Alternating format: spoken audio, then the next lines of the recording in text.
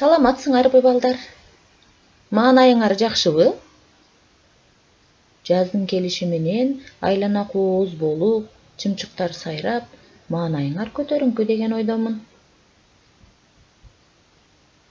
Азыр биз турмуш тиричилигинин коопсуздугунун негиздери сабагын өтөбүз.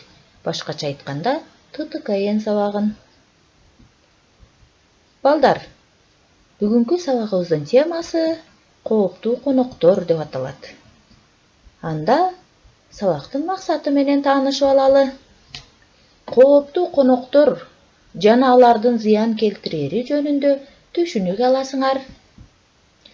Кооптуу адамдардан коргонуу эрежелери жөнүндө билгичтигиңерди кеңейтесиңер. Анда балдар, бул сүрөттү карагылачы. Эмнени көрүп турасыңар? Ооба, үй тоногон адамдарды көрүп турабыз. Кандай адамдар үй тонойт? Туура айтасыңар, кооптуу, бейтааныш, коркунучтуу адамдар, Анда бүгүн биз ошол кооптуу адамдар жөнүндө түшүнүгүбүздү кеңейтебиз. Балдар, кооптуу адамдар башка адамдардан өзгөчө деле айырмаланышпайт. Алар сага өзгөчө сылык, боорукер, камкор болуп көрүнүшү мүмкүн. Алардын максаты, балдар, сени алдап, үйүңдү тоноо, сага жана сенин жакындарыңа зыян келтирүү. Балдар, бул сүрөттү да карап көрөлүчү. Туура айтасыңар, бул эшик алдында турган кооптуу бейтааныш адам. Ушул учурда эшик ачыш керек деп ойлойсуңарбы? Анда төмөнкү эрежелерди жакшылап үйрөнүп алалы. Эч качан эшикти тааныбаган кишиге ачпагын. Алар сени менен сылык сүйлөшүп, үйүңдө жалгыз экениңди билгиси келет. Көрдүңөрбү, балдар? Бейтааныш кишиге эч убакта эшик ачпагын дейт. Алар сени менен сылык, боорукер сүйлөшүп отуруп, үйдө жалгыз экениңди билип алгысы келет. Кийинкиси, эшик аркылуу эч ким менен сүйлөшпө. Үйдө жалгыз экениңди билдирбе. Эшиктин сыртыда турган адам менен дейт, сүйлөшпө дейт, жалгыз экениңди билдирип койбо дейт. Бейтааныш кишилер эмне деп алдаса да ишенбе. Көрдүңөрбү, балдар? Кантип эмне деп алдаса дагы ишенбеш керек.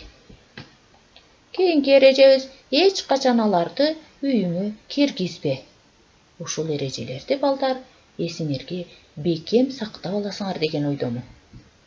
Андан башка дагы, балдар, эрежелер бар. Аларга дагы көңүлүңөрдү бурамын. Үйүңдүн эшигин ачууга аракет жасашса, эгерде бейтааныш кишилер, эмне кылуу керек? Алгач эшиктин бекем жабылганын текшерип көргүлө.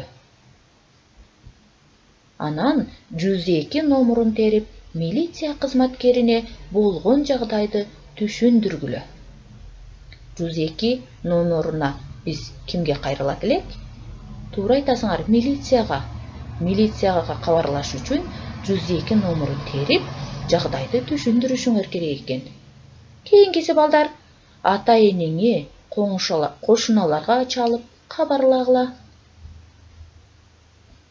Анан дагы терезеден өтүп бара жаткан адамдардан жардам сурап кыйкыргыла. Кийинкиси, балдар, эч качан үйдүн эшигин ачык таштабагыла. Булар үчүн дагы төмөнкү эрежелерди сакташыңар керек. Эшиктин ачкычын эч жерге таштаба. Досторуңа, тааныштарыңа бербе.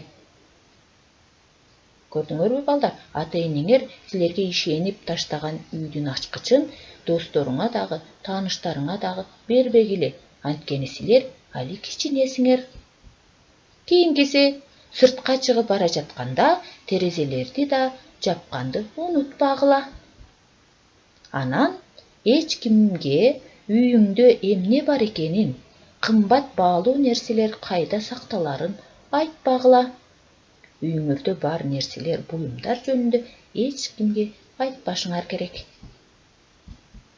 Анда балдар ушул темаларды, эрежелерди бышыктайбыз. Ал үчүн биз тест иштейбиз.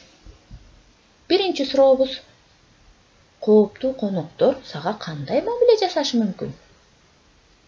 Анда төмөнкү варианттарын карап көрөлү. Асы: коорс мамиле жасашы мүмкүн. Бсы: сылык мамиле жасашы мүмкүн. Ал эми В вариантында мунчукпай коюшу мүмкүн. Кана балдар, ойлонгулачы. Силердин оюңар боюнча туура жообу кайсы? Азаматсыңар балдар. Сылык мамиле жасашы мүмкүн. Кийинки сурообуз: бейтааныш адамдарды ата-энеңер жок болсо үйгө киргизүү керек деп ойлойсуңарбы? А варианты: суранса киргизүү керек. Б вариантында киргизбөө керек.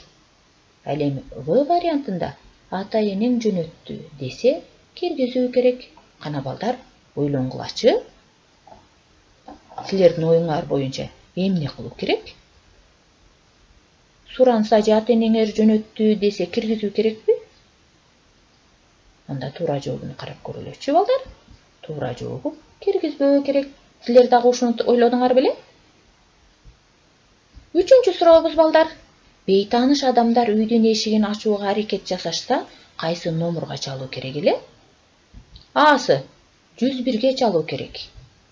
Бсы: 102-ге чалуу керек.